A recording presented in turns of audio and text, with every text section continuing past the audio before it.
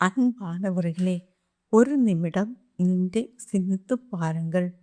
நம்முடைய வாழ்க்கையில் எத்தனை கவலைகள் இருக்கிறது. சில நேரங்களில் நம்முடைய இதயம் சோர்ந்து போகிறது, நம்பிக்கை இல்லாமல் போகிறது.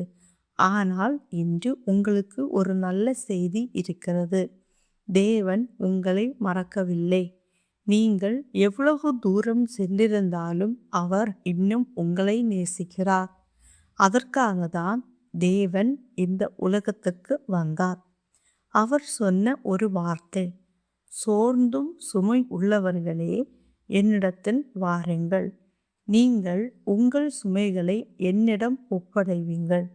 உங்கள் இதயத்தில் ஒரு புதிய அமைதி வரட்டும். பயம் இருந்த இடத்தில் நம்பிக்கை வரும். இருள் இருந்த இடத்தில் வெளிச்சம் வரும்.